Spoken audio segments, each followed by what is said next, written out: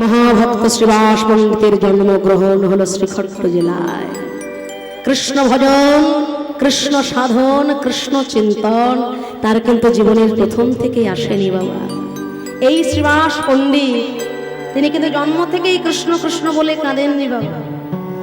হ্যাঁ, এই শ্রীবাস পণ্ডিতের যখন 17 বছর বয়স, একদিন স্বপ্নের মধ্যে স্বয়ং যমরাজ তাকে দর্শন দিলেন যে হে শ্রীবাস, ব্রাহ্মণ কুলে জন্মগ্রহণ হয়েছে তোমার, কিন্তু ব্রাহ্মণের ধর্ম কর্ম তুমি জীবনে কখনো ভুলেও করো। তাই আজকে সারাটা দিনের মধ্যে যে কোনো একটা সময় তোমার মৃত্যু যোগ উপস্থিত। সারাটা দিনের মধ্যে যে কোনো একটা সময় তোমার মৃত্যু যোগ আছে শ্রীবাস, তোমার মৃত্যু যোগ আছে। সারাটা দিনের মধ্যে যে কোনো একটা সময় তোমার মরণ হবে। ভক্তমণ্ডলী, ভক্তিমতী মায়েরা একটা জিনিস জানবেন, আপনি কোটি টাকার বিছানায় শুয়ে থাকলেও মৃত্যুর চিন্তা যদি একবার মাথায় ঢুকে যায়, আর কি জগতের কিছু ভালো লাগে তা? কোটি টাকার বিছানায় শুয়ে আছেন, ডাক্তার যদি বলে দিল বাবা আপনার ক্যান্সার হয়েছে, ওই কোটি টাকার বিছানা কি আপনার ভালো লাগবে? মৃত্যু চিন্তা চমৎকার। তাই শ্রীবাস পণ্ডিত মনে মনে চিন্তা করলেন, ব্রাহ্মণ কুলে হয়েছে আমার জন্ম, ব্রাহ্মণের ব্রাহ্মণত্ব আমি জীবনে ভালো করে পালন করিনি। তা মরণের আগে পতিত পাবনী গঙ্গার জলে ডুব দিয়ে একটা স্নান তো আমি করিনি। ছুটতে ছুটতে শ্রীবাস পণ্ডিত চলেছেন কোথায়? পতিত পাবনী গঙ্গার জলে স্নান করবেন।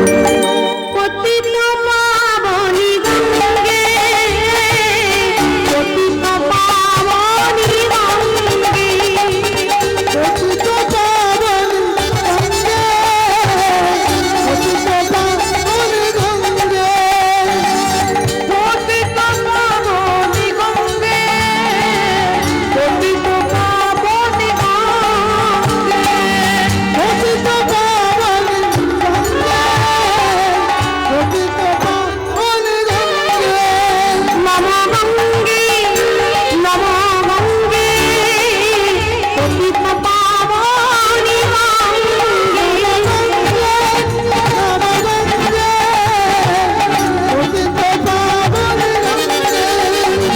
মায়েরা দান করে একটু উলুধ্বনি হবে। কারা কারা ঘুমোচ্ছেন একটু হাত তুলুন তো দেখি। মায়েরা বলছে ঘুমোচ্ছে, হাত তুলুন। উলুধ্বনিটা ঠিকঠাক হচ্ছে না, সবাই একসঙ্গে হৃদয় গৌর প্রমানন্দে হরি বল, হরি বল।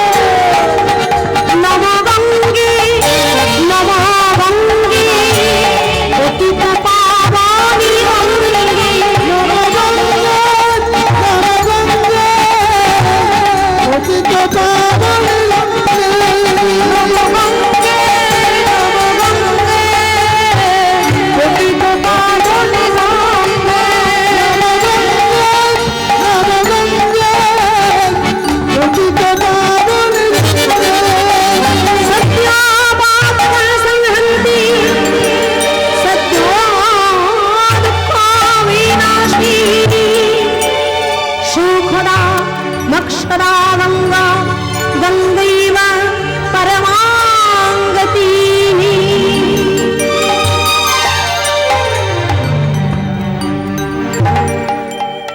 একটা নয়, দুটো নয়, তিনটে ডুব দিয়ে গঙ্গার জলে স্নান করেছি আমি।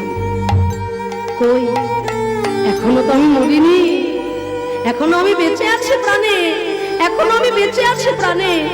তাই ওই গঙ্গার জলে ডুব দিয়ে স্নান করে শ্রীবাস পণ্ডিত নবদ্বীপের পথ ধরে ফিরে চলেছে নিজের গৃহের উদ্দেশ্যে।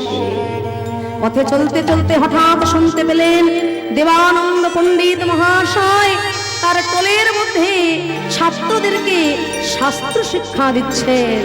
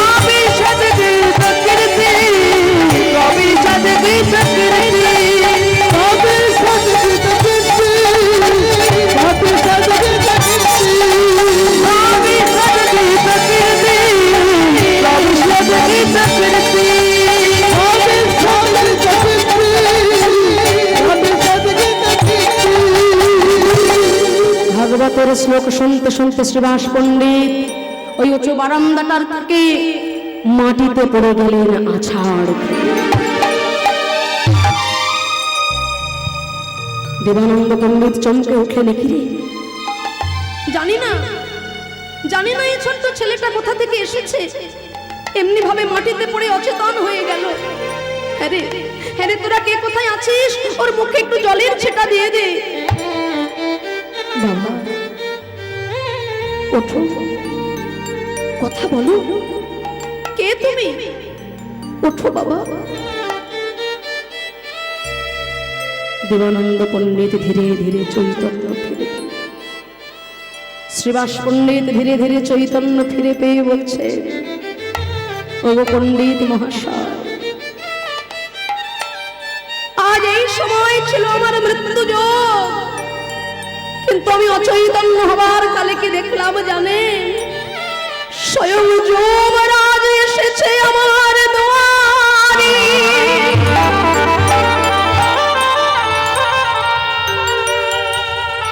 আমায় ডেকে বলে, ওরে শ্রীবাস,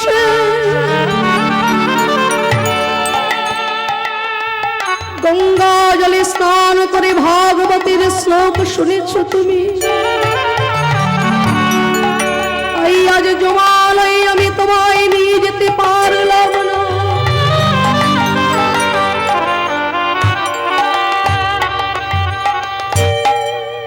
জমালয়ে কারা কারা যায় গো মায়েরা? জমালয়ে কারা কারা যায় জানেন? স্বয়ং যমরাজ ধর্মরাজ নিজে বলছে, এই জমালয়ে সবাইকে নিয়ে যেতে পারি না। কারা কারা যায় জানিস? জিহ্বানো ভক্তি ভগবত গুণ নাম ধেয়ম,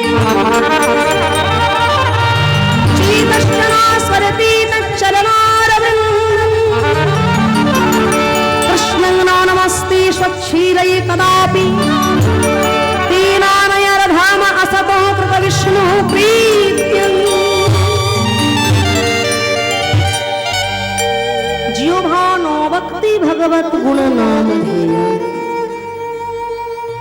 যার এই মুখ, যার এই জিহ্বা সারাদিন মায়া জগতের আন কথা বলে, আমার বাড়ি, আমার গাড়ি, আমার টাকা, আমার পয়সা, আমার সম্পদ, কিন্তু আমি যে কার সে কথা তো কখনো বলে না আমার মন।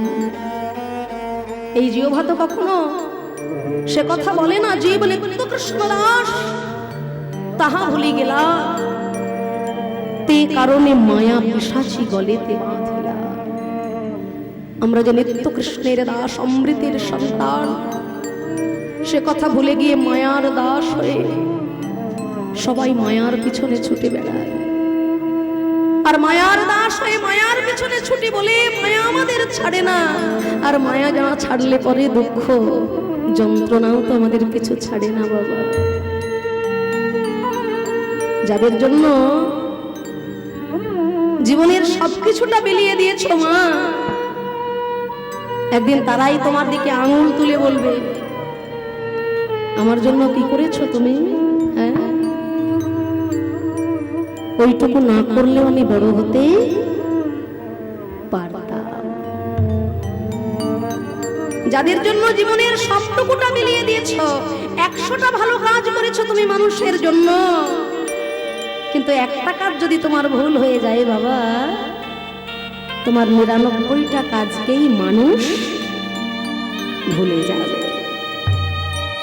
এটা জগতের নিয়ম, যেখানে স্বার্থ সেখানে মানুষ, স্বার্থ নাই মানুষ নাই। কিন্তু যার জন্য দুবেলা দুফোঁটা নয়নের জল ফেলে হা গোবিন্দ তোমার গোলাম বলে ডাকলে, তিনি নিজ গুণে কৃপা করে কৃপার ডালি মাথায় নিয়ে নেমে আসে, তার জন্য কিছু করার বাসনা তো আমার কখনো জাগলো না। আমরা শুনেছি ভরা সভায় যখন ভগবান দ্রৌপদীকে হাজার হাজার বছর যোগান দিচ্ছে, দ্রৌপদী ডাকছে যে হে মধুসূদন, দুটি বাহু তুলে যখন ডাকছে হে মধুসূদন, আমার পঞ্চ স্বামী যারা বড় বড় রথী মহারথী দিকপাল শুধু তাই নয়, দ্রোণাচার্য, কৃপাচার্য, ভীষ্মদেব কত বড় বড় রথী মহারথী থাকতেও এই বিপদ কালে একমাত্র বিপদ ভঞ্জন মধুসূদন ছাড়া আমার আর দ্বিতীয় কোনো পন্থা। তুমি রক্ষা করো মধুসূদন, এই পাঞ্চালীর সম্মান তুমি রক্ষা করো। ভগবান হাজার হাজার বসন যোগান দিয়ে ওই ভরা সভায় দ্রৌপদীর সম্মান রক্ষা করেছে। লীলা প্রকাশের জন্য যে কৃষ্ণ ভগবান ব্রজগোপীগণের বস্ত্র হরণ করলেন, বসন চুরি করলেন, ভালো করে ভেবে দেখুন কথাটা। লীলা প্রকাশের ক্ষেত্রে যে কৃষ্ণ ভগবান ব্রজগোপীগণের বসন হরণ করলেন, আবার সেই কৃষ্ণ ভগবান প্রয়োজনে ভক্তকে হাজার হাজার বসন যোগান দিলেন। তিনি কৃষ্ণ ভগবান, তিনি পূর্ণ ব্রহ্ম ভগবান। হাজার হাজার বসন দিলেন বিপদ কালে দ্রৌপদীকে ভগবান। ভক্তমণ্ডলী, ভক্তিমতী মায়েরা, সংসার জীবনে চলার পথে আমরাও তো কত বড় বড় বিপদে পড়ি। বিপদে পড়ে হাত তুলে গোবিন্দকে ডাকলে ওই ভগবান তো সামনে এসে দেখা দেন না। কি দাঁড়ান ভগবান? তাহলে দ্রৌপদীকে ভগবান কৃপা করলেন, কিন্তু আমার বেলা কৃপা করছেন না কেন? দ্রৌপদীকে ভগবান কৃপা করলেন, কিন্তু আমার বেলা নয় কেন? কৃপা কথার অর্থ কি জানো না? কৃপা কথার অর্থ কিছু করে তারপর পাওয়া।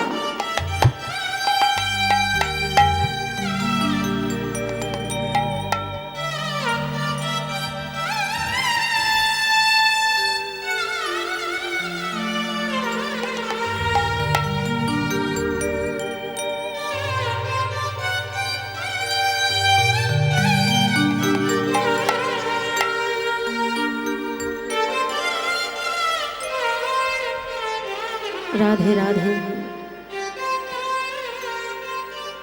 তাহলে দ্রৌপদীকে ভগবান তার বিপদকালে হাজার হাজার বসন দিলেন, আমাকে কেন ভগবান কৃপা করছেন না? আমিও তো এই হরি সংকীর্তনের আসরে হাত তুলে ভগবানকে ডাকলাম, আর হাত তুলে ভগবানকে ডাকলে তিনি তো কই আমার সামনে এসে দাঁড়ালেন না। আমাকে কেন কৃপা করছেন না ভগবান? না, কৃপা কথার অর্থ কিছু করে তারপর পাওয়া। কতটুকু করতে পেরেছি আমি গোবিন্দের জন্য, যে পাবার বাসনা নিয়ে আমি বসে আছি? কি পেরেছি তার জন্য? দ্রৌপদী কিছু করেছিল, তাই সে বিপদকালে পেয়েছে। কি করেছিল? না, যখন ভগবান শিশুপালকে হত্যা করেছিলেন, আপনারা সবাই জানেন, শিশুপালের 100টা অপরাধ ভগবান ক্ষমা করবেন, তিনি প্রতিজ্ঞাবদ্ধ। কৃষ্ণের পিসিমা তিনি প্রতিজ্ঞা করিয়ে নিয়েছিলেন যে কৃষ্ণ, আমার শিশুপাল যদি 100 অপরাধ করে তুই আমায় ছুঁয়ে কথা দে বাবা, তুই আমার শিশুপালকে কিছু বলবি না। তাই তো ভগবান কথা দিলেন, পিসিমা তোমার শিশুপাল 100 অপরাধ করলে আমি কিছু বলবো না, কিন্তু মনে মনে বললেন 101 অপরাধ যখন হয়ে যাবে মা, আমি আর ছেড়েও কথা বলবো। পরিত্রায় সাধূনাং বিনাশায় চ দুষ্কৃতম ধর্মো সংস্থাপনার্থায় সম্ভবামি যুগে। সাধুকে পরিত্রাণ করার জন্য, দুষ্কৃতিকে বিনাশ করার জন্য, ধর্মকে স্থাপন করার জন্য প্রতি যুগে যুগে ভগবানের নেমে আসা। তাই শিশুপাল যখন 101 অপরাধ করে ফেলল, ভগবান সুদর্শন চক্রকে ডাকলেন, হে সুদর্শন তুমি এই মুহূর্তে অবতীর্ণ হও। সুদর্শন চক্রের স্পর্শে সেদিন শিশুপাল তো হত্যা হয়ে গেল, কিন্তু সেই সভায় ঘটে গেল একটা আশ্চর্য ঘটনা। আশ্চর্য ঘটনাটা কি না, যিনি বিপদ ভঞ্জন মধুসূদন, ভয়ে যাকে দেখলে ভয়ে পালায়, সেই বিপদ ভঞ্জন স্ত্রী হরির আজকে একটা বিপদ হয়ে গেল। সুদর্শন চক্রের স্পর্শে ভগবান শ্রী গোবিন্দের আঙুলটা কেটে রক্ত ঝরছে। সভামধ্যে যারা যারা উপস্থিত, বোন সুভদ্রা, পিসিমা কুন্তি দেবী ব্যস্ত হয়ে গেলেন, চঞ্চল হয়ে উঠলেন। কৃষ্ণের আঙুল কেটে গেছে, কোথায় গেলে এক টুকরো কাপড় পাওয়া যাবে, যে কাপড় দিয়ে কৃষ্ণের আঙুলটা আমরা বেঁধে দেব। কিন্তু সেই সভায় উপস্থিত দ্রৌপদী,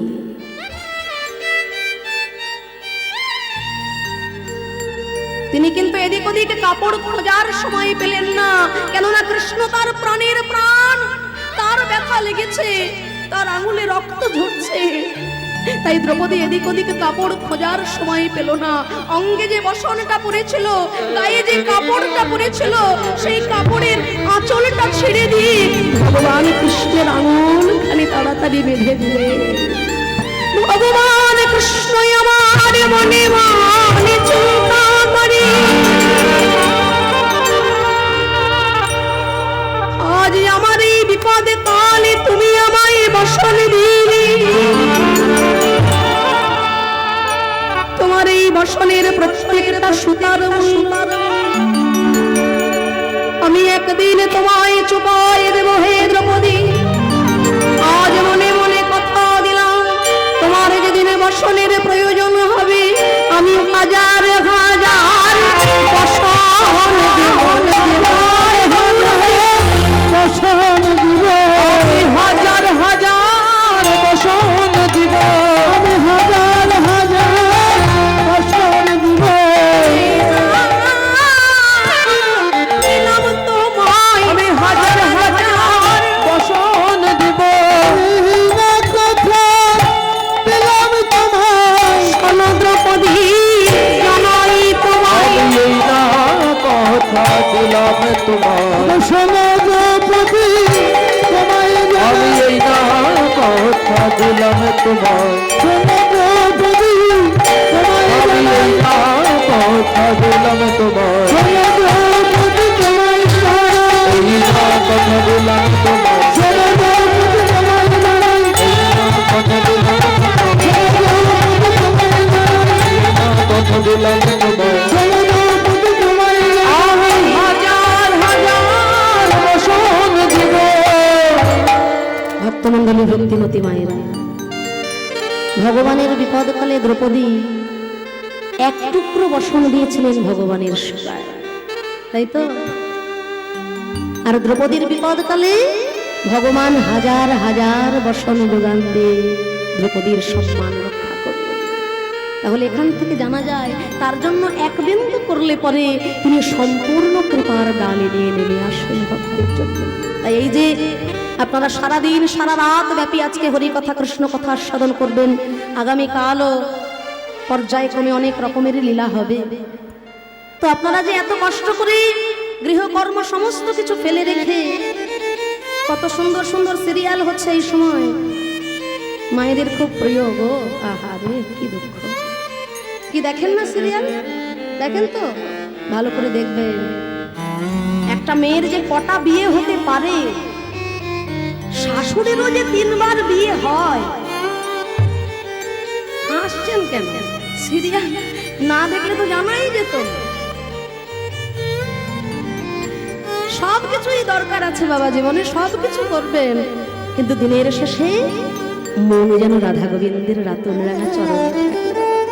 এই যে বললাম, ঠাকুর শ্রী রামকৃষ্ণদেব বলেছেন, বড় লোকের বাড়ির দাসী সারাদিন মালিকের বাসন মাঝে, মালিকের কাপড় কাচে, কিন্তু তার মন কোথায় থাকে? মালিকের ঘরে, তার সেই ছোট্ট কুড়ে ঘরে, যেখানে তার ছোট ছোট ছেলে মেয়েরা রয়েছে। তাই আমরা সংসারে থাকবো, কর্মজীবনের ধর্ম, সকল কর্মের শেষে এই মন যেন রাধা গোবিন্দের রাতুল রাঙা চরণ তলে থাকে। এই যে আপনারা আজকে কৃষ্ণ সেবা করছেন, ভাববেন না এই সময়টা আপনার বিফলে চলে গেল, শেষের দিনে আপনারা এই কৃষ্ণ সেবা ফেরত পাবেন। লীলা প্রসঙ্গ চলাকালীন আমার ভক্তিমতী একজন মা একটা আদেশ করলেন, আমি আপনাদের কাছে নিবেদন জানাবো। নতুন করে বলার কিছুই নয়, ব্যাপারটা আপনারা সবই জানেন, সবই বোঝেন, তবু একটু মনে করে দেওয়া। এই যে এত সুন্দর মহতি হরিনাম যজ্ঞানুষ্ঠান, এত ভক্তের আয়োজন, এতগুলো দলের ব্যবস্থা, সবকিছুর মূলে আপনাদের সহযোগিতা, আপনাদের সাহায্য, আপনাদের আশীর্বাদ, আপনাদের ভালোবাসা, আপনাদের এগিয়ে আসা। আপনারা যদি সহযোগিতার হাত না বাড়িয়ে দেন, আপনারা যদি সাহায্যের হাত না বাড়িয়ে দেন, কারণ একার পক্ষে এত সুন্দর মহতি হরিবাসর করে ওঠা সম্ভব হয় না। তাই আমি বেশি কিছু বলবো না। আমার ভক্তিমতী মায়েরা গোবিন্দ সেবার জন্য, ভগবানের সেবার জন্য আপনাদের কাছে ভিক্ষার ঝুলি নিয়ে যাবেন। কেউ যেন কৃপণতা করবেন না, দয়া করে আমার এই ভক্তিমতী মায়েদের কাছে গোবিন্দ সেবার জন্য কিছু অর্থ দান করবেন। কলিযুগে জন্মগ্রহণ করে স্বয়ং ভগবান জীবনে 3 বার ভিক্ষা করেছিলেন। যখন মহাপ্রভুর পৈতে হয়েছিল ভিক্ষা করলেন, সন্ন্যাস গ্রহণ করার পর গুরু দক্ষিণা দেওয়ার জন্য ভগবান ভিক্ষা করলেন। পুরীধামে হরিদাস ঠাকুরের নির্যানের সময় আঁচল পেতে মহাপ্রভু দাঁড়ে দাঁড়ে ভিক্ষা করেছিলেন। তাই ভক্তের কাছে ভিক্ষা না করলে এই হরি সংকীর্তন বাসর কখনো সম্পূর্ণ হয় না। তাই আমার মায়েরা এসব গোবিন্দ সেবার জন্য আপনাদের সবার কাছে ভিক্ষার ঝুলি নিয়ে যাবেন। গোবিন্দ সেবায় আপনারা মুক্ত হস্তে দান করবেন। শেষের দিনের পরমার্থ এই হরি নামের মধ্যে দিয়ে আপনারা সবাই সঞ্চয় করবেন। তাই গৌর প্রেমানন্দে হরি বল। তাই আজকে শ্রীবাস পণ্ডিত যখন দেবানন্দ পণ্ডিতের আঙিনায় অচেতন হয়ে পড়েছে, অচৈতন্য অবস্থায় দেখতে পেলেন স্বয়ং যমরাজ ধর্মরাজ সে দর্শন দিয়েছে।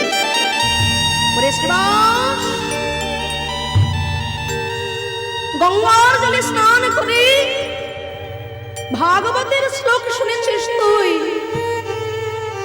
তাই আমি তো তোকে জমালয়ে নিয়ে যেতে পারি না বা, তাই আজ হতে তোর নতুন জন্ম হলো।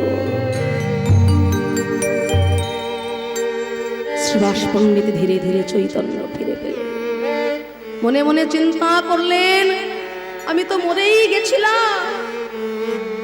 আমি যখন নতুন জন্ম পেলাম এই শ্রীমদ্ ভাগবতের শ্লোক শুনে, আমি যখন নতুন জন্ম পেলাম এই হরিনাম সংকীর্তন শ্রবণ করে, আজ হতে, এখন হতে এই হরি সংকীর্তন আর শ্রীমদ্ ভাগবত হবে আমার জীবনের সার তত্ত্ব। সেই দিন থেকে ভাগবত রসতত্ত্বে ডুবে থাকতেন শ্রীবাস পণ্ডিত। কৃষ্ণ কৃষ্ণ কৃষ্ণ কৃষ্ণ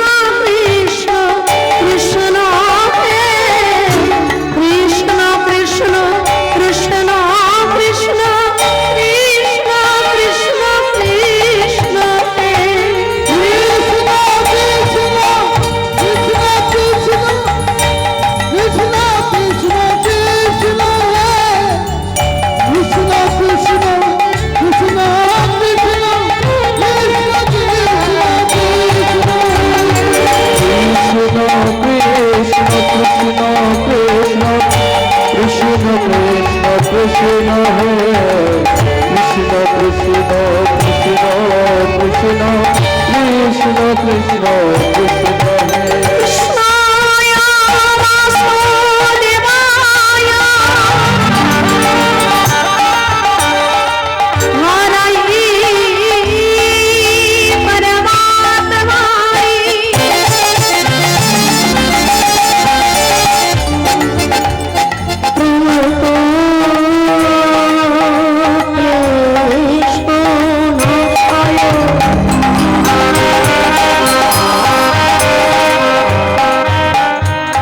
গোবিন্দ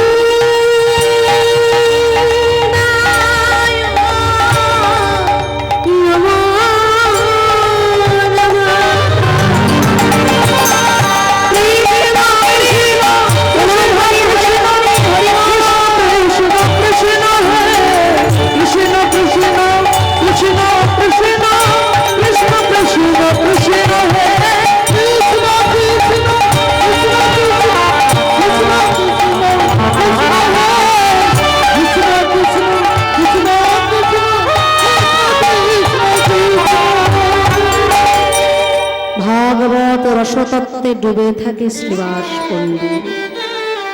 আমি তো মরেই গিয়েছিলাম, এই হরি নাম সংকীর্তনের মধ্যে দিয়ে আমার নতুন জন্ম আমি পেলাম। তাই আজকের পর থেকে যতদিন আমি বাঁচব, শ্রীমদ্ ভাগবত আর হরি সংকীর্তন হবে আমার জীবনের সার তত্ত্ব। দেখতে দেখতে ভক্তিমতী এক সতী সাধ্বী নারী সঙ্গে বিবাহ হলো শ্রীবাস পণ্ডিতের। কতই না আনন্দ তার, কতই না আনন্দ আজকে শ্রীধাম নবদ্বীপ মাঝে। মায়েরা প্রাণ ভরে একটু অনুধ্বনি করতে হবে কিন্তু। আর ওই যে মায়েদেরকে আপনারা দক্ষিণা দিচ্ছেন, ওই দিকেই মন, লীলার দিকে কিন্তু মন দেখছি না। হ্যাঁ, ওই যে আপনারা দক্ষিণা দিচ্ছেন, ওই দক্ষিণার বাক্সে ঠুংঠাং শব্দটা বড্ড বেশি হচ্ছে। আর ঠুংঠাং শব্দ হলে কি হবে জানেন তো? হ্যাঁ, আমাদেরও অসুবিধা হবে, আর আমার কমিটির ভক্তদের এই নাম সংকীর্তন চলাতেও অসুবিধা হবে। বুঝতে পারছেন তো? হ্যাঁ, ওই কাগজের যেসব কিসব হয় না, ওইগুলো যদি আপনারা দেন তাহলে কোনো শব্দ হবে না। তবে একটু প্রাণ ভরে উলুধ্বনি হবে মায়েরা, হবে তো? হ্যাঁ, নিতাই গৌর প্রমানন্দে হরি বল, হরি হরি হরি বল, হরি হরি বল। উলুধ্বনি হলো? ঠিকঠাক হলো কি? হ্যাঁ, কেমন একটা ফাঁকি ফাঁকি গন্ধ হচ্ছে না? আজকে কি একাদশী করেছেন নাকি? একাদশী সেবা হয়েছে ঠিকঠাক? তা সেবার পরে এই অবস্থা? না না, ঠিক হচ্ছে না। ওই যে দূরে যারা যারা রয়েছেন মায়েরা, নিতাই গৌর প্রমানন্দে হরি বল, হরি বল।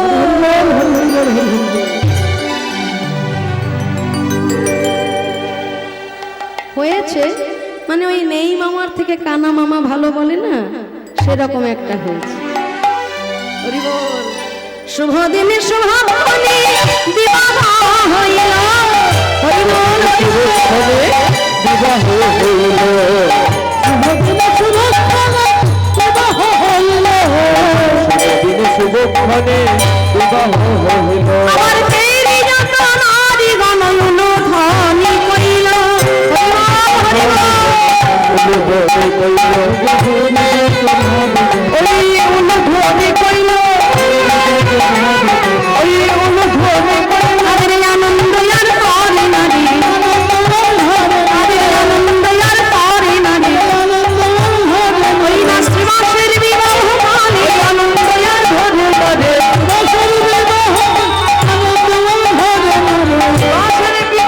সবাই হরি হরি হরি হরি হরি এই শ্রীবাসের বিবাহ কালে, এই শ্রীবাসের বিবাহ কালে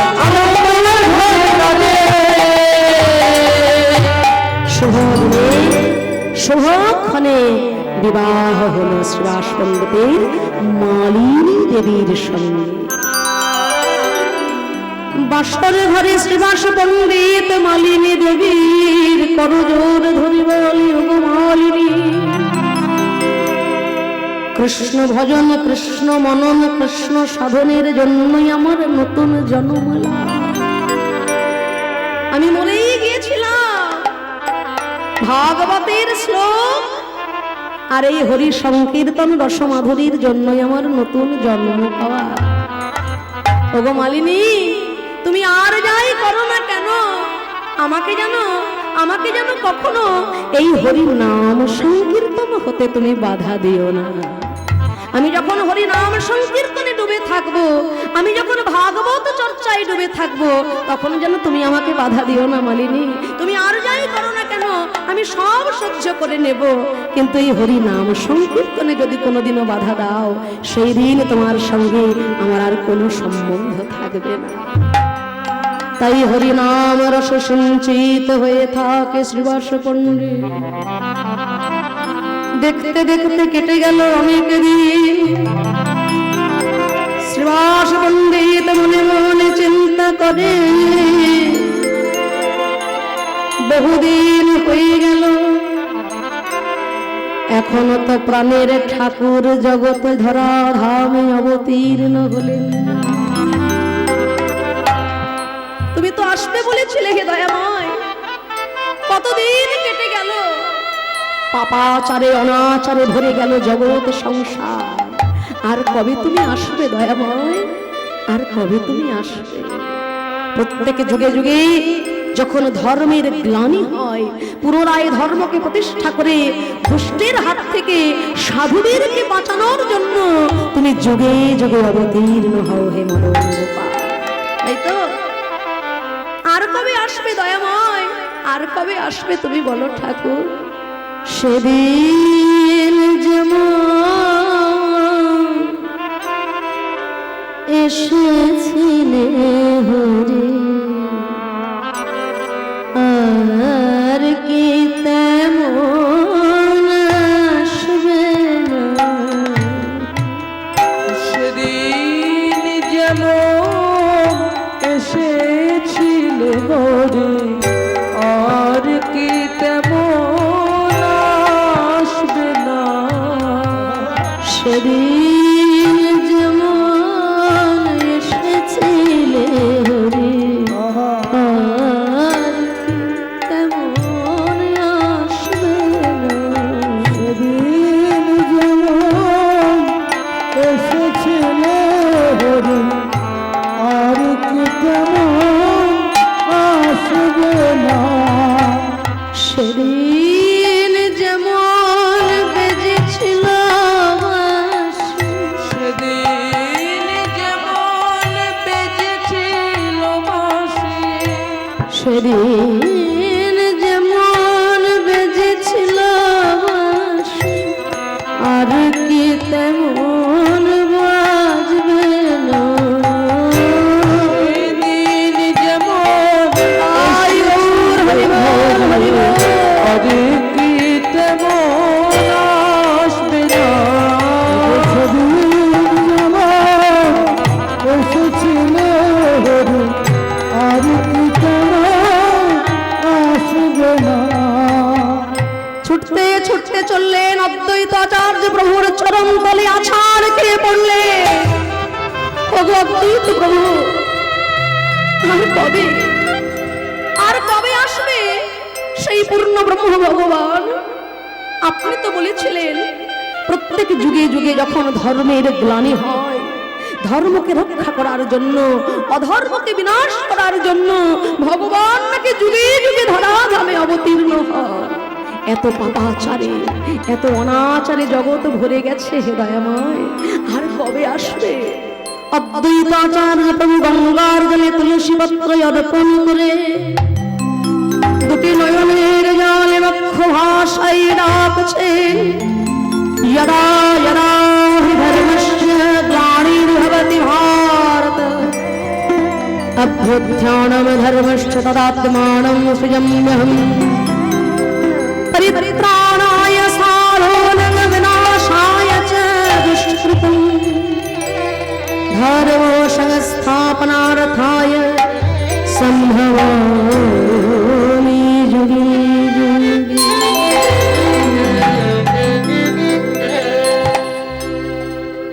ভক্তের ডাকে ভগবান আর কদিন সে রইবে? ভক্তের ডাকে ভগবান তো না এসে থাকতে পারেন না। তাই প্রেমের ঠাকুর গৌর হরি আমার শুভ দিনে শুভক্ষণে জন্মগ্রহণ করলেন শচীর অঙ্গনা মাঝে, শচী মায়ের দুলালে আনিমায়। কতই না আনন্দ, কি আনন্দ নদিয়ায়, কি আনন্দ! মায়েরা প্রাণ ভরে অনুধ্বনি হরিধ্বনি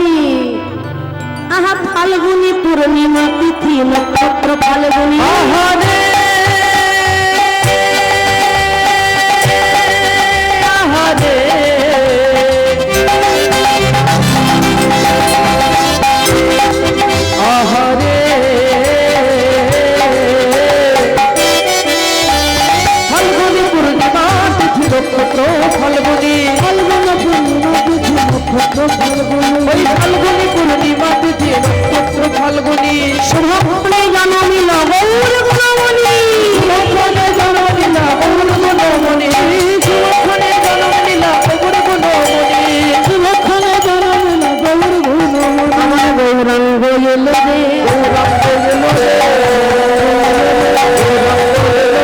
জীবের দশা দূর করতে গৌরাঙ্গ এলো রে দশা দূর করিতে শঙ্খ ধ্বনি উলধ্বনি করে নারীরা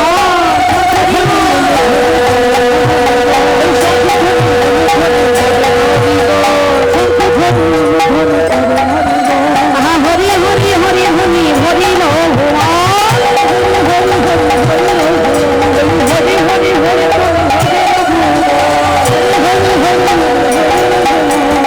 গগনের চাঁদে আর নাহি প্রয়োজন গগনের চাঁদে আর নাহি প্রয়োজন তাই জানি রাহু আসি করিল গ্রহ তাই হরিব তাই জানি রাহু আসি করিল গ্রহ হলো চন্দ্র গ্রহণ চন্দ্র গ্রহণ আমার সোনার চাঁদ এলো বলে চন্দ্র বলে চন্দ্র গ্রহ এক কালী তিন গ্রহ ওই এককালে তিন গ্রহ ওই এককালে তিন গ্রহ এককালে তিন গ্রহ ওই এককালে তিন গ্রহ ওই হলো চন্দ্র গ্রহ গগনের চাঁদের আর নাহি প্রয়োজন তাই জানি রাহু আসি করিল গ্রহ নদিয়ায় আজকে এককালে তিন গ্রহণ হয়ে গেল এককালে তিন গ্রহণ হলো নবদ্বীপে এক চন্দ্রগ্রহণ আর এক আমাদের নিমাই চাঁদের জন্মগ্রহণ আর তাই জেনে ভক্তের হরি নাম গ্রহণ এককালে নদিয়ায় তিন গ্রহণ কি আনন্দ সচি মায়ের কোলে নদের নিমাই সচি মায়ে কোলে তোলে নদের নিমাই নিমাই সচি মায়ে কোলে তোলে বলিয়াই গো তোরা নদে বাসি দেখবি যদি ওই আলো তোরা নদে আসে দেখবি যদিয়া আমাদের সচি মায়ের কোলে ধন নদের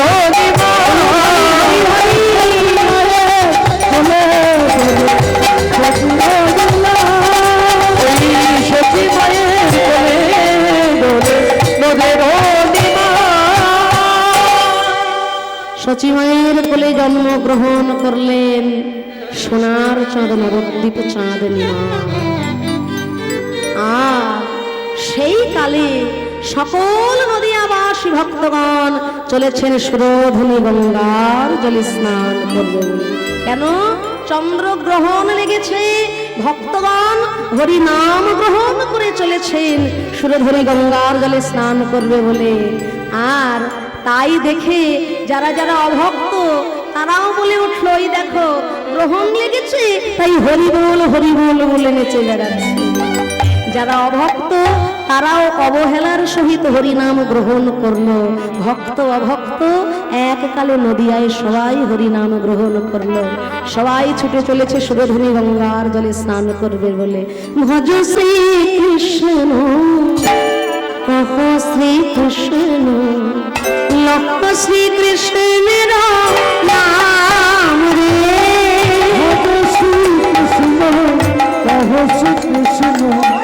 কহ শ্রী কৃষ্ণের নাম রে শ্রী কৃষ্ণ কহ শ্রী কৃষ্ণ লহ শ্রী কৃষ্ণের নাম রে যে জনা শ্রী কৃষ্ণ ভাজে সে হয় আমার প্রাণ রে যে জনা শ্রী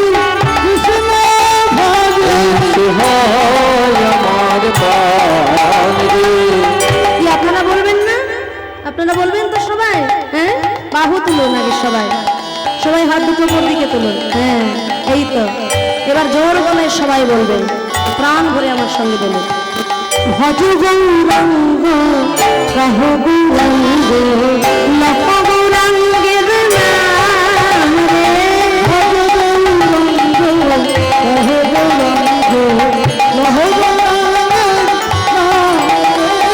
আমি একবার বলবো, আপনারা একবার বলবেন, হ্যাঁ জোর গলায় সবাই একসঙ্গে বলবেন, ভজ গৌরাঙ্গ কহ গৌরাঙ্গ লহ গৌরাঙ্গের নাম রে। এবার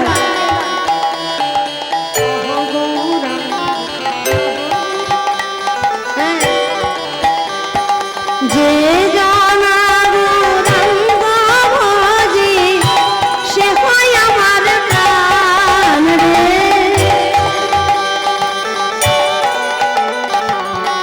সবাই জোরে, ও গো দিন গেলে না গৌরাঙ্গ জীবনে একবার রে। সে জনায় আমার হয়, আমি হই তার রে। সে জনায় আমার হয়, আমি হই তার রে। ভজ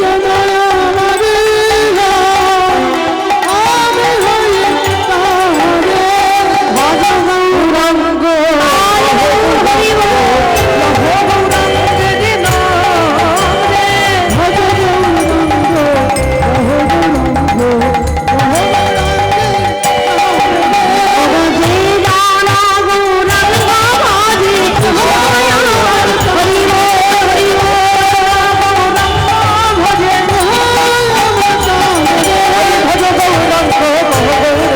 লহ গৌরাঙ্গের নাম রে। ভজ গৌরাঙ্গ লহ গৌরাঙ্গ লহ ঠাকুর গৌর হরি আমার ভক্তগণ সঙ্গে মহাপ্রভু আমার নবদ্বীপের পথে পথে লীলা করছে, কিন্তু জন্ম থেকে আমার শ্রী গৌরাঙ্গ মহাপ্রভু কৃষ্ণপ্রেমে পাগল হননি বাবা। এই মহাপ্রভু কিন্তু জীবনের প্রথম দিকে বৈষ্ণবদেরকে দেখলে তিনি অনেক প্রশ্ন করতেন, অনেক কটূক্তি করতেন। একদিন শ্রীবাস পণ্ডিতকে ডেকে বলছেন, এই যে পণ্ডিত মশাই, হ্যাঁ আপনি যে এত হরি হরি বলছেন, এত কৃষ্ণ কৃষ্ণ বলছেন, আপনি কি কৃষ্ণকে কোনোদিনও চোখে দেখেছেন? মহাপ্রভু বলছেন, এগুলো জেনে রাখা দরকার আমাদের। হ্যাঁ, তো মহাপ্রভুকে যখন এমন কথা বলছে, শ্রীবাস পণ্ডিত বলছে, দেখো নিমাই, আমি হরিকে কোনোদিনও চোখে দেখেছি কিনা জানি না, কিন্তু এই হরির নামের জন্যই আমি আমার জীবন পেয়েছি। আমি মরেই যাচ্ছিলাম, আমার এই জীবনটাকে ফিরে পেয়েছি ওই হরি নামের জন্য, তাই এই হরি নাম আমার জীবনের সারতত্ত্ব করেছি নিমাই।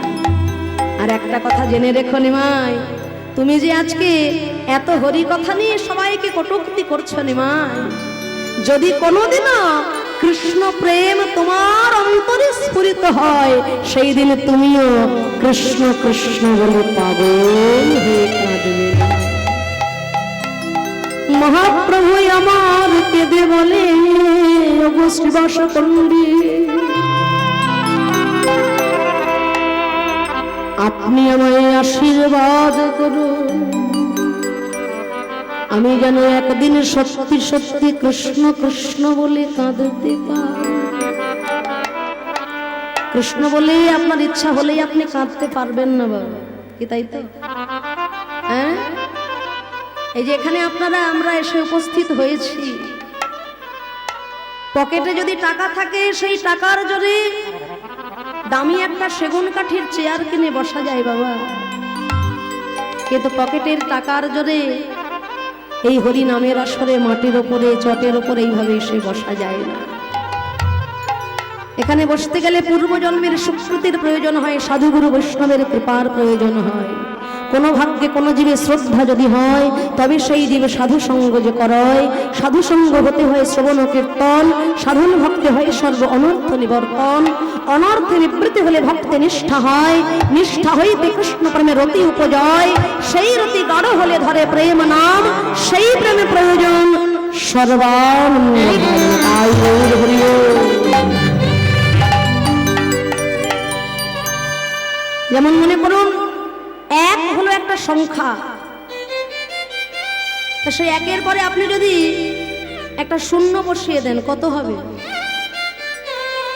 একের পরে শূন্য দিলে 10, তারপরে আরো একটা শূন্য দিলে, আচ্ছা আরো একটা শূন্য দিলে, আরো একটা শূন্য দিলে, দেখুন একের পর পর আপনি যতগুলো শূন্য বসাচ্ছেন সংখ্যার ভ্যালুয়েশন, সংখ্যার মান ধীরে ধীরে ততটাই বেড়ে যাচ্ছে। কিন্তু হঠাৎ করে আপনি সামনে থেকে যদি একটাকে সরিয়ে দেন, পরপর এতগুলো শূন্য সব শূন্য হয়েই পড়ে থাকবে, তার আর কোনো মূল্য থাকবে না বাবা। তদ্রূপ এখানে যারা যারা উপস্থিত রয়েছে আমরা প্রত্যেকের জীবনে ওই ভক্তি স্বরূপ একটা হলো সবার আগে। ভক্তি স্বরূপ একটাকে আশ্রয় করে শূন্যরূপী আড়ম্বর গুলো যত বাড়িয়ে দেব ভগবান তত কৃপা করবেন। কিন্তু সামনে থেকে ভক্তিরূপী একটা যদি সরে যায়, শুধু শূন্যরূপী আড়ম্বরে কোনোদিন গোবিন্দ পাওয়া যায় না। শুধু আড়ম্বর আর বৈভবেই যদি গোবিন্দ পাওয়া যেত, তাহলে দুর্যোধনের ঘরে কিসের অভাব ছিল? দুর্যোধন 14 লেহব্যয় সাজিয়ে ভগবানকে নিমন্ত্রণ করেছিলেন যে এসো আমার বাড়িতে একদিন খেয়ে যেও। ভগবান দেখলেন সেই নিমন্ত্রণে প্রেম নাই, আর্তনাদ নাই, ভালোবাসা নাই। তাই দুর্যোধনের ঘরের ওই 14 লেহব্যয়কে বর্জন করে বিদুরের স্ত্রীর কাছে শুকনো কলার খোসাগুলোকে খাবার জন্য ভগবান পাগলের মতো ছুটে গেলেন। হরি বল, হরি বল। বিদুরের স্ত্রী ভগবানকে ঘরে পাওয়া মাত্রই তিনি দিক বিদিক জ্ঞান শূন্য হয়ে গেলেন। স্নান করে এসেছেন, অঙ্গে কোনো বস্ত্র নাই, তাতে তার কোনো হোশ নাই। ভগবানকে বসতে দেওয়ার জন্য কোনো জায়গা খুঁজে না পেয়ে, কোনো আসন খুঁজে না পেয়ে মাতৃস্নেহে নিজের কোলের উপরে বসালেন ভগবান। রাজ কর্মচারী ছিলেন বিদুর। রাজ কর্মচারী হওয়া সত্ত্বেও রাজার অন্ন তিনি কখনো গ্রহণ করতেন না। রাজ কর্মচারী হওয়া সত্ত্বেও তিনি ভিক্ষা করে যেটুকু যা পেতেন তাই দিয়েই তার জীবন চলত। ভক্তিমতী মা ভগবানকে মাতৃস্নেহে কোলে বসালেন, আর ভগবানের মুখের দিকে তাকিয়ে তিনি এতটাই মুগ্ধ হয়ে গেলেন, এতটাই আত্মহারা হয়ে গেলেন, শুকনো কলাগুলোকে ফেলে দিয়ে কলার খোসাগুলোকে ভগবানের বদন কমলে তুলে দিচ্ছে।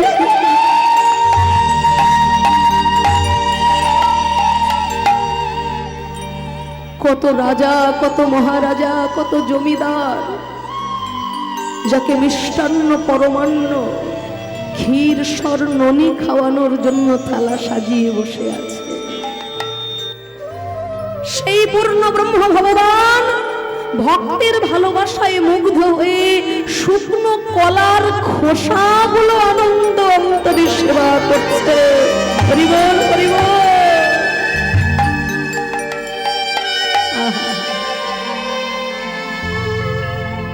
কি দিতে পারলাম আমরা তাকে?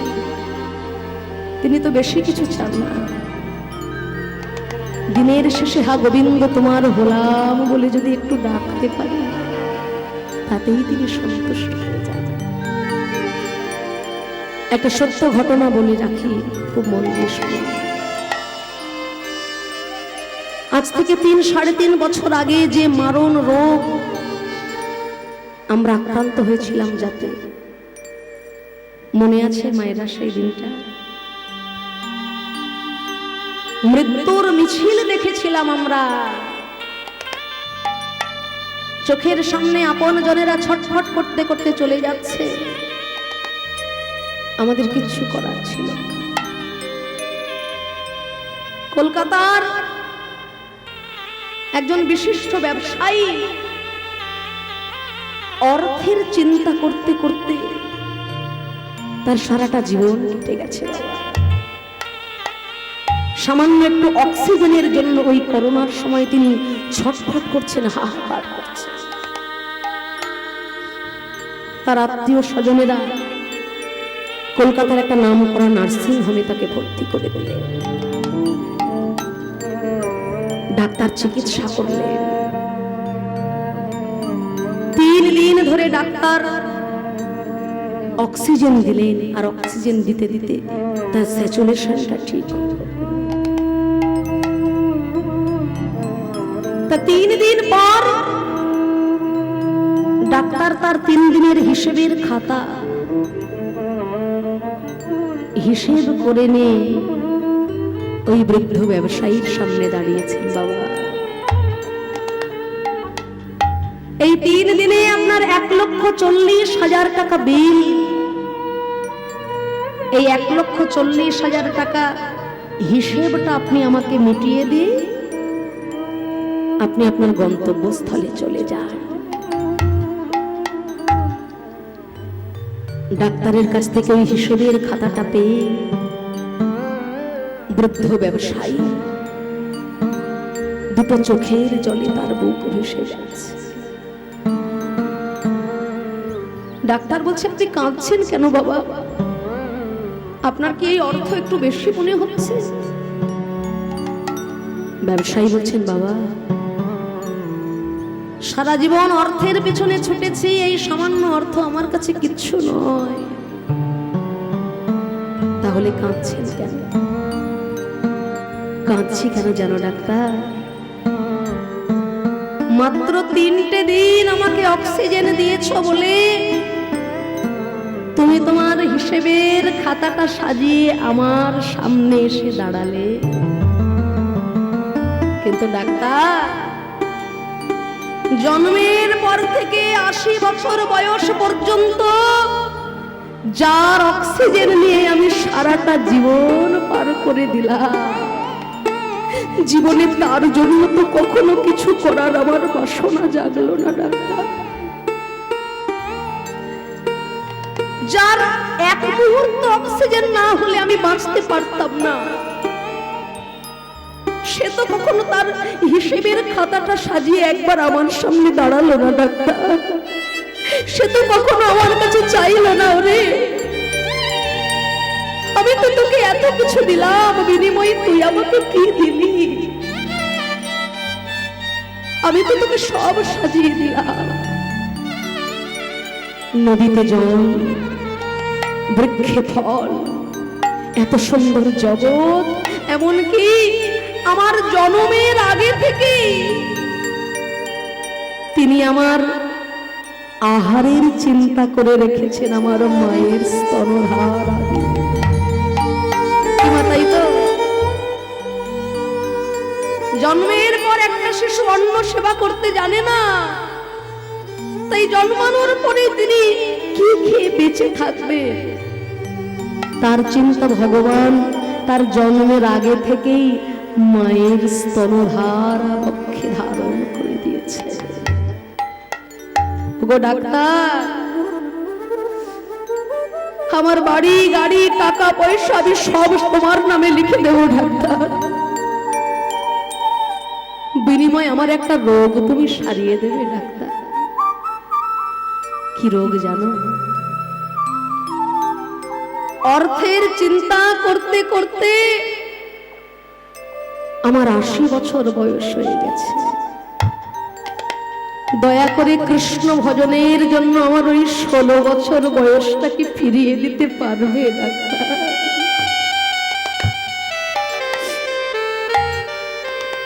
হবে বাবা? যার একবার 80 বছর বয়স হয়ে গেছে তার কোনোদিন আর 16 বছরটা ফিরে আসবে না। 16 বছর তো দূরের কথা, গতকাল যে দিনটা জীবন থেকে হারিয়েছি, আজকে মাথা ঠুকে মরে গেলেও পাবো না। আজকে যে দিনটা জীবন থেকে হারিয়ে দিলাম, আগামীকাল মাথা ঠুকে মরে গেলেও পাবো না। তাই আমরা বলি কীর্তন তো বুড়ো বুড়িদের শোনার জিনিস, ও এখন শুনে আর কি হবে? হ্যাঁ, ছেলে পুলের বিয়ে দেব, নাতি নাতনির মুখ দেখবো, তবে তো কীর্তন। যার হয় তার অল্পতেই হয়। শিশুকালে কৃষ্ণ ভজে, কৃষ্ণ পাওয়ার আসে, বৃদ্ধকালে তারে ভজে, জমির তরাস। তাই হরি বলবো বলবো করে তো জীবন বেলাটা বয়ে গেল বাবা, নিঃশ্বাসের তো কোনো বিশ্বাস নাই, আর কবে বলবো? তাই চৈতন্য মহাপ্রভু আমার বলছেন, ওগো শ্রীবাস পণ্ডিত, আপনি তো বলছেন তোমারও যেদিন কৃষ্ণ কৃপা হবে, অচিরাতেই তুমি নয়ন জলে ভেসে কৃষ্ণ বলে কাঁদবে। সেদিন আমার কবে হবে শ্রীবাস পণ্ডিত? কবে আমি কাঁদবো কৃষ্ণ বলে? কবে আমি কাঁদবো হরি বলে? সেই শুভদিন চৈতন্য মহাপ্রভুর জীবনে উদয় হলো কবে? পিতার উদ্দেশ্যে পিণ্ড দান করার জন্য যখন মহাপ্রভু গেলেন গয়া ধামে।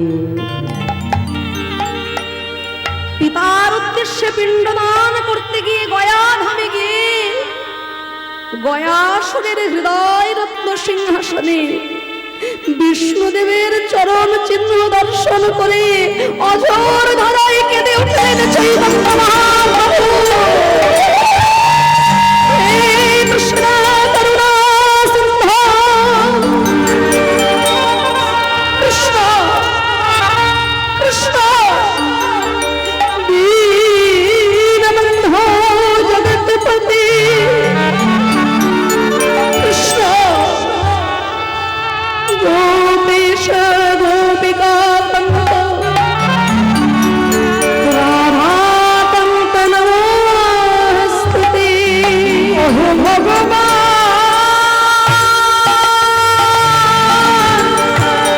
কৃষ্ণ, আমায় কৃপা করো,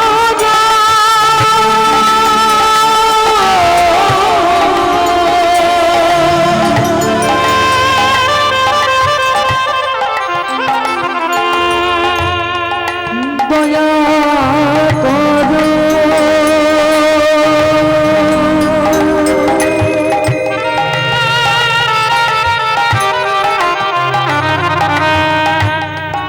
ও হে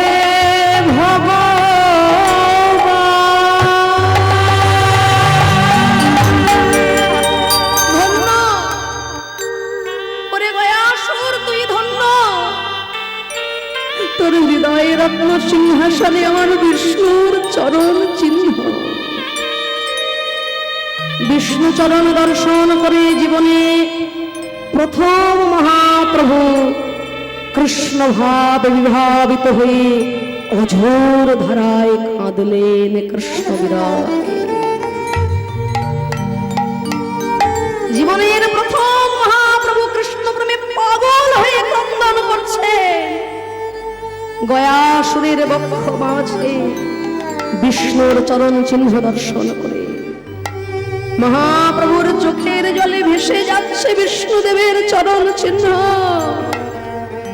বেরিয়ে এলেন ঈশ্বরপুরী। কে এই কিশোর, যার নয়নের জলে সিক্ত হচ্ছে বিষ্ণুদেবের চরণ চিহ্ন? এত অনুরাগ কার? শুনেছি নিমাই পণ্ডিতের নামে নবদ্বীপে নাকি বড় বড় পণ্ডিতরা যেতে ভয় পায়। এই সেই নিমাই পণ্ডিত। ছুটতে ছুটতে বেরিয়ে এলেন ঈশ্বরপুরী।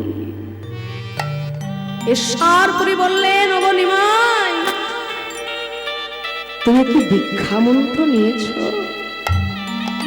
না তো,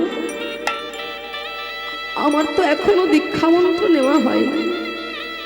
এসো নিমাই, আমি জীবনে প্রথম দেখলাম একজন কিশোরের এত অনুরাগ, এত প্রেম, এত নয়ন বাড়ি, যার নয়ন বাড়িতে ভেসে যাচ্ছে বিষ্ণুর চরণ।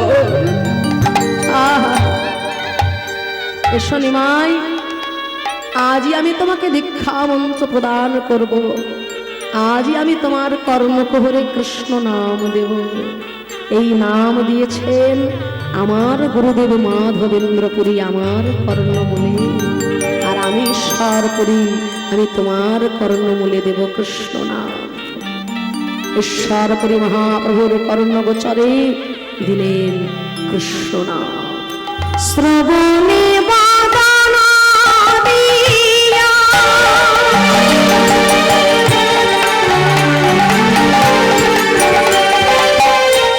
কহে কৃষ্ণ নাম,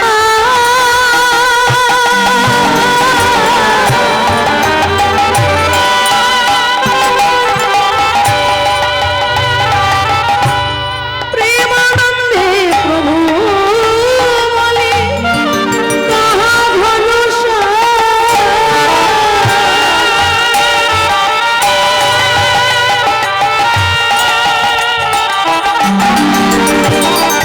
প্রভুর নয়ন ধারার বিরাম নাই গো,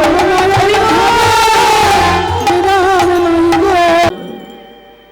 ঈশ্বরপুরীর কাছ থেকে দীক্ষা মন্ত্র কর্ণে নিয়ে ফিরে এলেন মধুময় শ্রীধাম নবদ্বীপে।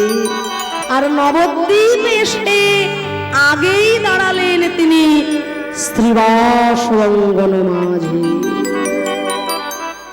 শ্রীবাস অঙ্গন মাঝে যখন মহাপ্রভু অবতীর্ণ হলেন, মহাপ্রভুর নয়নে অবিরত অশ্রুধারা দর্শন করে শ্রীবাস পণ্ডিত বলে উঠলেন, আহা নিমাই, এই নিমাইকেই তো দেখতে চেয়েছিলাম আমরা এই নিমাইকেই দেখতে চেয়েছি। আহা, কৃষ্ণ প্রেমের বিগলিত তনু, কৃষ্ণ প্রেমের বিভাবিত তনু, এই নিমাইকেই তো আমরা দেখতে চেয়েছিলাম। শোনো নিমাই, আজকে থেকে আমার অন্দর মহল, আমার বাহির মহল, আমার ঘরের উঠোন, সমস্ত কিছু তোমার জন্য, হরি নামের জন্য আমি ছেড়ে দিলাম। তোমার যখন ইচ্ছা, যেভাবে ইচ্ছা, যতক্ষণ ইচ্ছা, তুমি আমার আঙিনায় হরি সংকীর্তন করবে নিমাই। কোনো চিন্তা নেই নিমাই, সারাদিন সারা রাত তোমার যতক্ষণ ইচ্ছা তুমি আমার আঙিনায় হরি সংকীর্তন করবে নিমাই। কতই না আনন্দ মহাপ্রভু ভক্তগণ সঙ্গে নিয়ে হরি সংকীর্তন করছেন। শ্রী হরি বাসদে হরি কীর্তন বিধান, শ্রী হরি বাসদে হরি কীর্তন বিধান, হরি বাসদে কৃষ্ণ কীর্তন বিধান। নিত্যয়ারম্ভিলেন প্রভু যাব জনা, হরি বল নিত্যয়ারম্ভিলা প্রভু যাব জনা,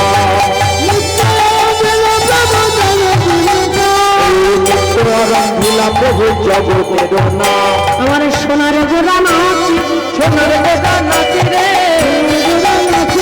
সোনার গোড়া নাচ রে, হেমদণ্ড বাহু তুমি সোনার গোড়া নাচ রে, হরি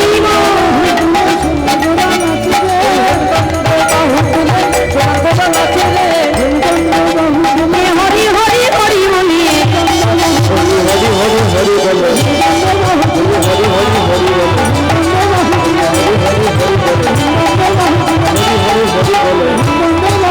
হরি হরি হরি বলে, শ্রীবাসঙ্গনে মহাপ্রভু ভক্তগণ সঙ্গিনী হরি সংকীর্তনে মেতে আছেন। মহাপ্রভু বিধান করলেন, বহিরঙ্গ ভক্তগণ সঙ্গে হবে নাম সংকীর্তন, আর অন্তরঙ্গ ভক্তগণ সঙ্গে হবে রস আস্বাদন। বহিরঙ্গ ভক্তগণ যারা, তারা তো মহাপ্রভুর সেই অপ্রাকৃত প্রেম ভালোবাসাকে বুঝতে পারবেন না। শাস্ত্র বলছে রাধা পূর্ণ শক্তি, কৃষ্ণ পূর্ণ শক্তিমান, দুই বস্তু ভেদ নাহি শাস্ত্র পরমান। রাধা কৃষ্ণ একাত্মা দুই দেহ ধরি, অনন্য বিলাস রস আস্বাদন করি, সেই দুই হবে আমার চৈতন্য গোসাই, লীলা রস আস্বাদিতে প্রভু হইলেন। তাহলে যখন আমার গৌর হরি রাধা ভাবে বিভাবিত হন, সেই ভাব সাধারণ মানুষ কি বুঝতে পারবে? হ্যাঁ, সাধারণ মানুষের তো এটা বোধগম্য হবে না। মনে করুন আপনাদের এই গ্রামের সব থেকে মান্যগণ্য মানুষ যিনি, মনে করুন কোনো ডাক্তার, কোনো মাস্টার, কোনো উকিল বাবু, আপনারা সবাই তাকে শ্রদ্ধা করেন, সম্মান করেন।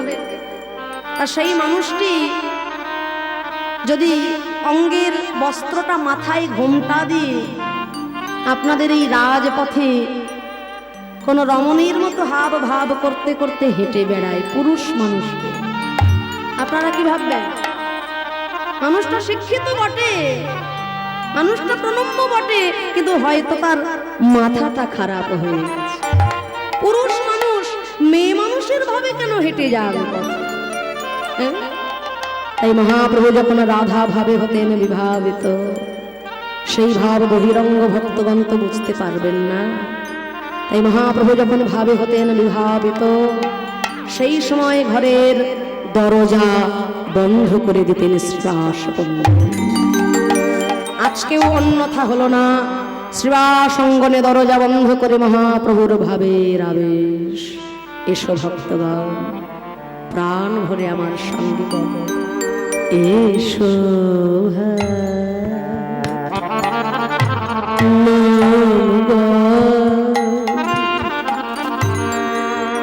কৃষ্ণ হরি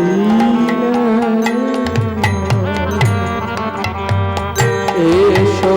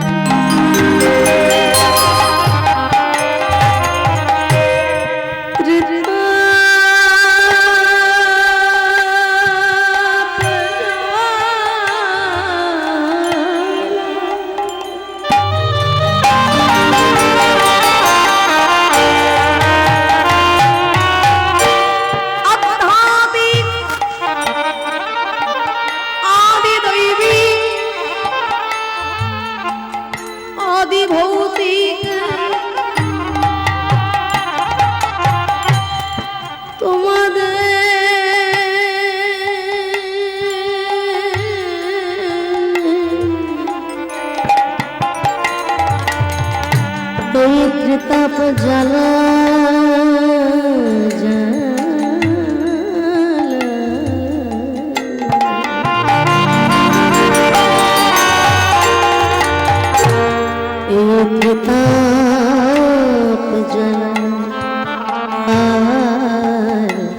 রবিনা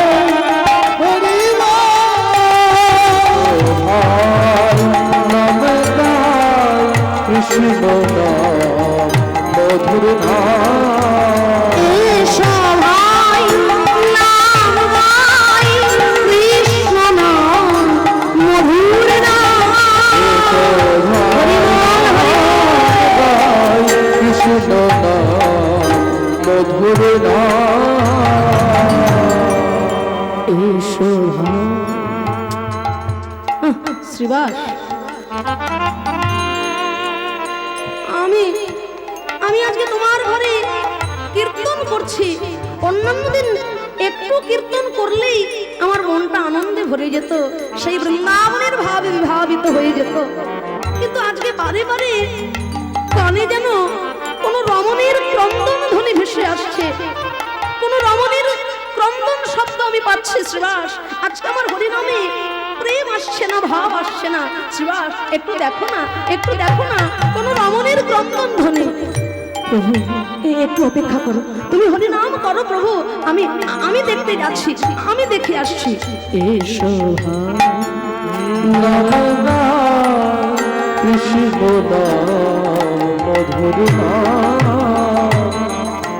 অন্দর মহলে শ্রীবাস পণ্ডিত যেই না দরজাটা খুলে দিলেন, অন্য দেখতে পেলেন শ্রীবাসের স্ত্রী মালিনী দেবীর কোলের ওপরে তাদের একমাত্র সন্তানের মৃত্যু হয়ে গেছে।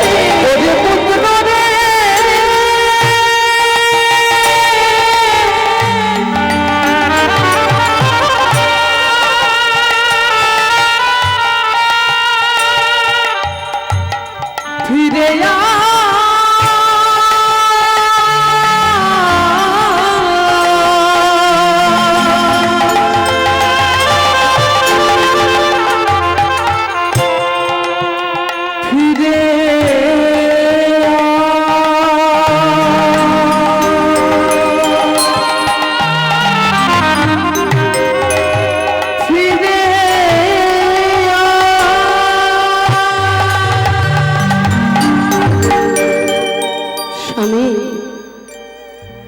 আমি কত করে লোক পাঠালাম ঘরে, ছেলেটা মৃত্যুর আগে বারে বারে বলছিল বাবাকে একটু ডাকো, আমি বাবার সঙ্গে কথা বলবো। কত মানুষকে পাঠালাম তোমার ওই হরিনাট্যশালায়, তুমি এলে না স্বামী। মরণের কালে আমার দুধের শিশু তোমার মুখটাও একবার দেখতে পেল না, বারে বারে তোমার কথা বলছিল গো স্বামী। শ্রীবাস পণ্ডিত দেখে তাদের একমাত্র পুত্র সন্তান মালিনী দেবীর কোলে মৃত্যু হয়েছে। তার মালিনী দেবীকে বললেন, ওগো মালিনী, যার যখন হতেছে সাঙ্গ রঙ্গ ভূমির অভিনয়, কাকস্য পরিবেদনা, তখন সে আর কারো নয়। কিন্তু তুমি কি জানো না মালিনী, আজকে আমার ঘরে সংকীর্তন পিতা গৌর হরি হরি সংকীর্তন করছে মালিনী। তোমার এই মায়ার কান্না যদি মহাপ্রভুর কানে যায়, আমার গৃহ অঙ্গনে হরি সংকীর্তন বন্ধ হয়ে যাবে মালিনী। আর এই মায়ার কান্নার জন্য গৃহে যদি মহাপ্রভুর হরি সংকীর্তন বন্ধ হয়, তুমি জেনে রেখো এই বাড়িতে আরো একজনেরও মৃত্যু হতে যাবে।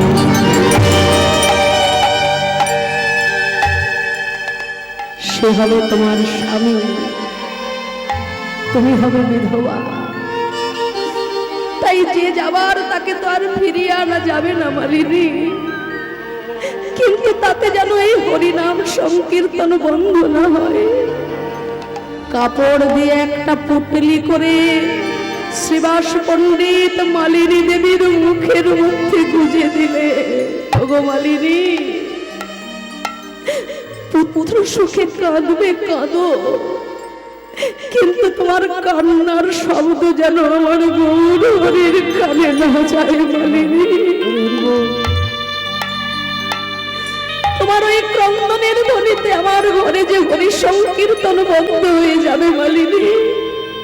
তুমি এমন ভাবে কাঁদো যাতে মহাপ্রভুর কানে তোমার এই ক্রন্দন ধ্বনি না পৌঁছায়। মালিনী দেবীর মুখে কাপড় দিয়ে, বস্ত্র দিয়ে মুখ আটকে শ্রীবাস পণ্ডিত আবার চলেছে। এই শোভা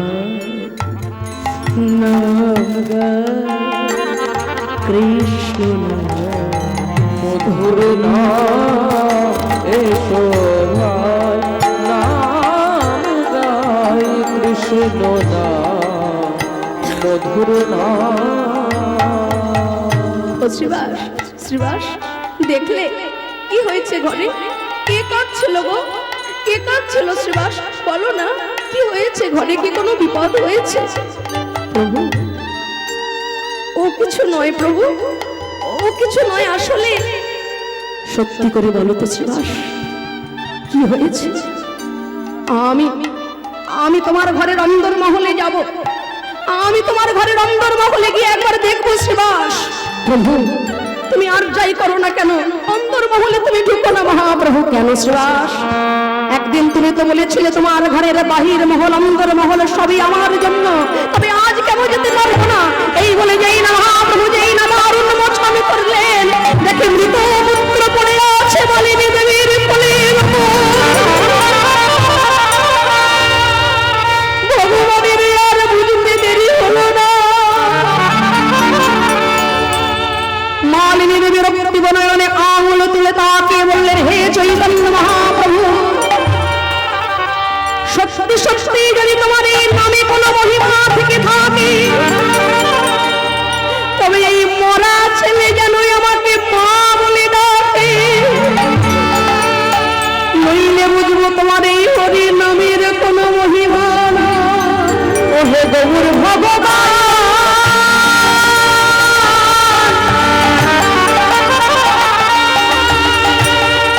তুমি যে বাড়িতে হরি নামে করো,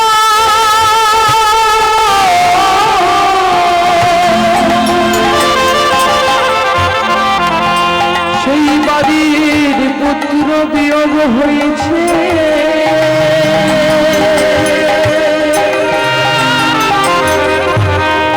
তুমি কৃপা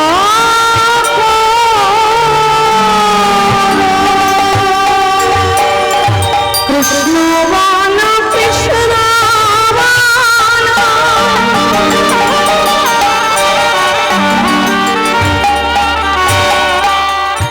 প্রভু বলিতে লাগিল,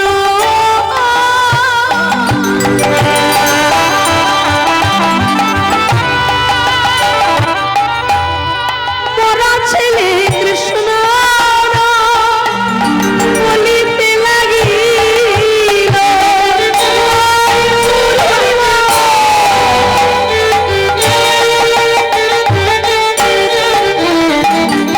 আজ মরা দেহে প্রাণ সঞ্চার হলো, মরা দেহে প্রাণ সঞ্চার হলো, কৃষ্ণ কৃষ্ণ কৃষ্ণ বলি মরা দেহে প্রাণ সঞ্চার হলো,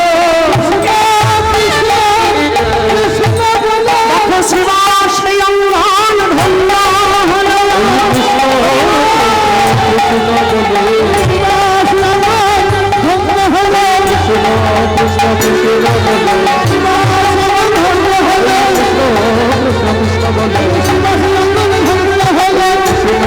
কৃষ্ণ বলে আজ মরা দেহে প্রাণ সঞ্চার হলো।